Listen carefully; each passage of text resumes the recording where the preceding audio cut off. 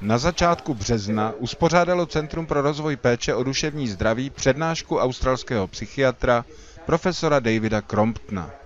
Tento odborník je nositelem řádu Austrálie za podíl na reformě péče o duševní zdraví a na rozvoji komunitních služeb. V pražské nemocnici ke Karlovu se věnoval především omezujícím prostředkům v psychiatrii.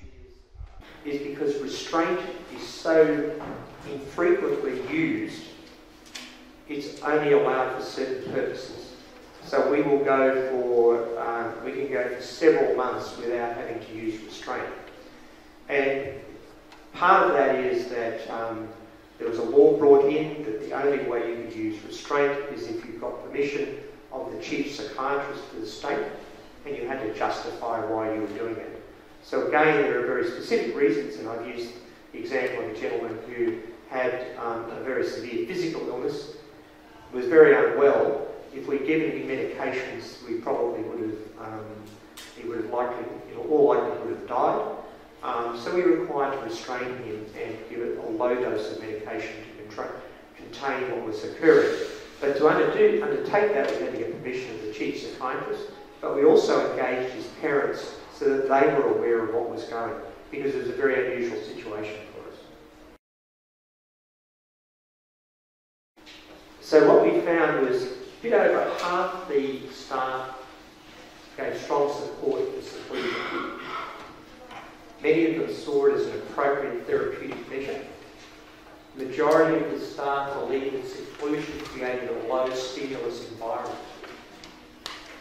However, if you happen to watch people in seclusion, if they're awake, it's certainly far from low stimulus for them, because they're trying to engage with the walls and the beds, or the bed on the mattress on the floor. Interestingly, only one patient actually knew why they'd been secluded. The focus group also clarified that there was a lack of awareness why seclusion was used by patients. And what it engendered in patients was a feeling of bewilderment and mistrust. When we worked more with the staff, they largely rejected the notion of seclusion as being a punitive measure. However, patients actually had a different view. They saw it as a punitive process being acted out towards them by staff. And I'm sure some of you have read the papers around the development of PTS, post-traumatic stress disorder, in patients who have been admitted to mental health hospitals, and from the treatment they're given, and this is certainly probably part of the genesis of that traumatic experience. As I said, patients, consumers saw it as punitive. They saw it as retribution for non-adherence to what staff wanted them to do. And whether that was about not taking medication, or it was being told to come to the meal table, or being told to go to their room, or to sit down somewhere. They saw this as, because they didn't do that, they saw it as retribution. Now remember, this is the patient's perception. It may not necessarily be the reality, but it's how they perceive it. The staff gave us very complex responses.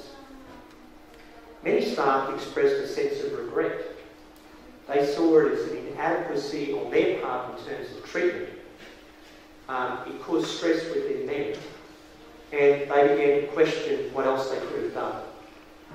A number of staff expressed the view that they had felt that they were abandoning patients when they were putting people in seclusion, and they felt this responsibility. There is, however, the other group that were rather indifferent to it. They felt no emotional attachment to the decision. They simply saw it as therapeutic, and it was based on a clinical decision and a professional judgment.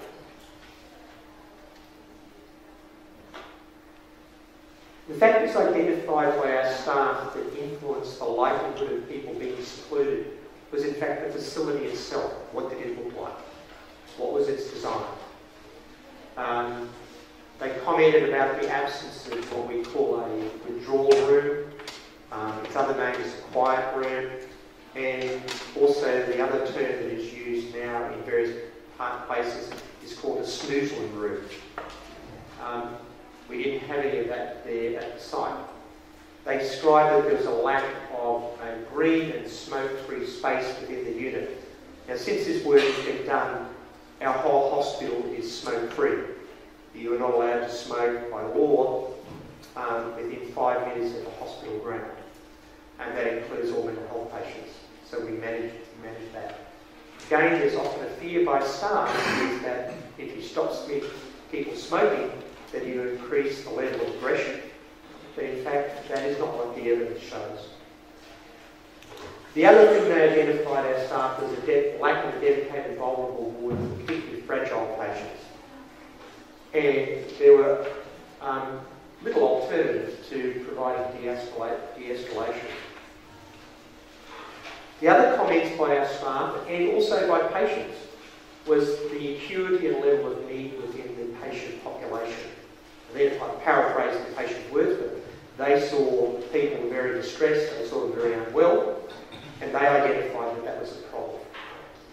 In our services, people from, if you go into prison and you're identified as having a mental illness, you are not allowed to be treated in Queensland in a prison for a mental illness against your will.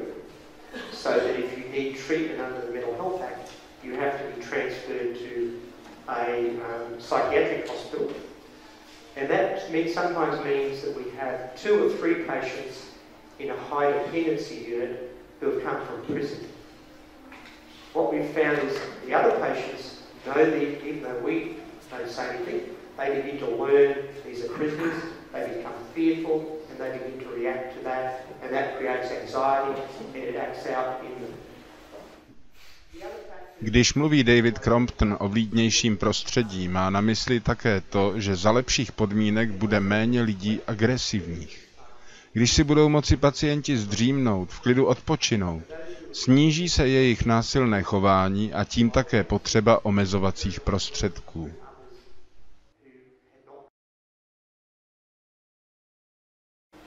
We then come down to the environmental factors. We talked about that. The level of support, the level of personal freedom, the level of intimacy people can have with relatives, the existence of activities and physical space. I once visited a hospital in the United States, and the head of the service said, I want you to come with me and I want you to go into a ward that is guaranteed to produce violence, which sort of astounded me. And what we ended up was in a space that was as big as this table here, where 2 men would be put, and that was their outdoor recreational area. And this was for a forensic ward, where every person, I think, in there had either killed somebody or raped somebody. And so you can imagine what would happen when they would start to attack each other. And that was, and he tried for years to get it changed. And he kept running up against a brick wall.